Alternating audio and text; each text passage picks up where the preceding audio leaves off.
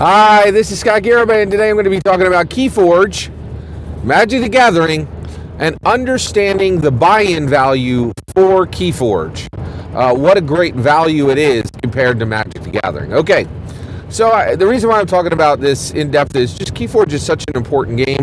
I really feel like it's a historical turn in the collectible card community and in tabletop games overall.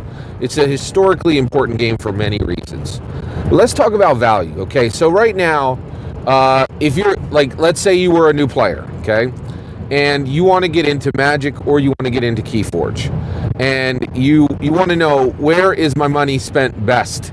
Okay, so that's what I want to talk about today, is value for dollar, right? All right. If you are a brand new player and you have someone who knows both games and can explain both games to you, right? They're going to tell you, okay, you're going to come into standard Magic or you're going to come into standard Keyforge. The standard Magic player is going to say your best option is a new constructed deck from Wizards of the Coast. These are competitive built decks. They've only been out for a year or two. You could buy one off the shelf, you're ready to run, you can play Magic Gathering, and then you could adjust that deck.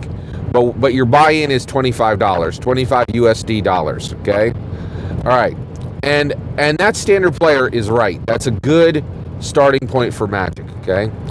Your alternate, right? Your Keyforge player, your Keyforge player is going to tell that new player, all right, you want to buy into Keyforge. You just walk into your FLGS. You don't have to wade your way through a million different products. You're going to put your $10 bill, USD, $10 down, say, give me a Keyforge deck. You're up and running. You're ready to play, okay? So $25 start cost for Magic the Gathering, $10 start cost for Keyforge. Okay, we understand that baseline. Now, how do we understand this as far as value? Okay, I'm a car guy. I'm a really big car guy. I love cars. I've learned about cars all my life. And if I were to walk outside my house and watch the next 100 cars drive by, I could tell you what 95 of those cars are. Minimum, I could tell you their manufacturer and their make. And on many of them, I could tell you the exact year. And maybe on 1 to 5 of those cars, I would say, I don't know what that is. It'd be very unlikely. And there's a possibility I could even tell you what all 100 are. I'm a car guy, okay? So I'm going to try to explain this in car terms, okay? All right. Right now, today, you can walk into any dealership, any Ford dealership, and buy a Ford F-150 MSRP for $35,000, okay, in the U.S. In the U.S., you can walk into any Ferrari dealership and you buy a 2018 Ferrari California for $200,000 MSRP. Okay, Ford F-150 costs $35,000. Ferrari California costs $200,000. Here's how to understand what's happening with Keyforge right now. Magic the Gathering is the Ford F-150.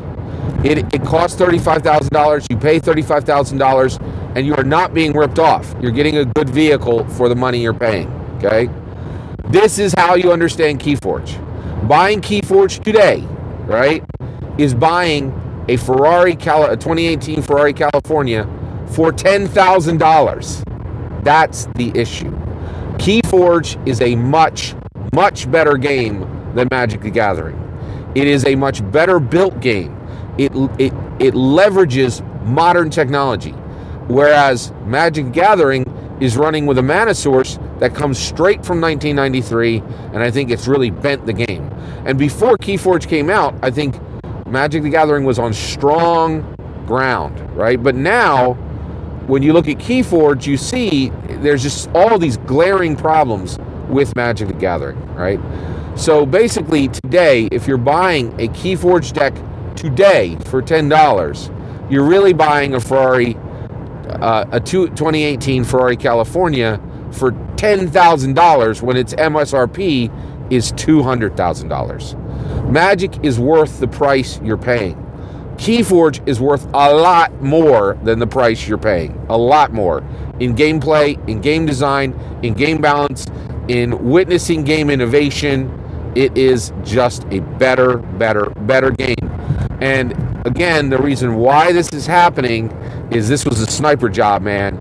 I really feel like Richard Garfield came to kill what he created, and I think he did it right. Like, now, let me be clear. I don't think. I think Richard Garfield came in gloves on, ready to fight. With the game that he created a long time ago, and say, I'm still relevant. I still got things to say in the game market. And I think he's really said, a loud thing. When I say kill the thing he's created, I don't mean it's done. Magic ain't going to be done for 20 or 30 years, maybe 100 years, right? If ever. But the reality is, I think there's a new day. There is an actual new competitor on the field with Dungeons & Dragons. With Magic the Gathering. And that has not happened in a very, very, very long time.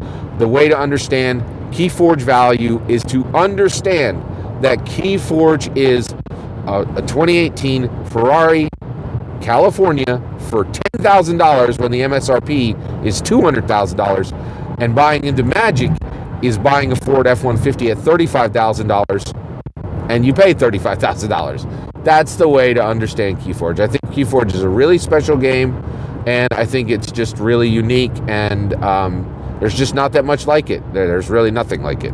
And right now, this is a very, very special time within tabletop games overall. I think Keyforge is a really important game, and something really special is happening with it. I would love to know what you think. What card do you think Magic the Gathering is? What card do you think Keyforge is? What are their MSRPs? What is the purchaser actually paying today when they buy Keyforge, when they buy Magic the Gathering? I'd love to hear your numbers. And also, please consider liking and subscribing. Thank you.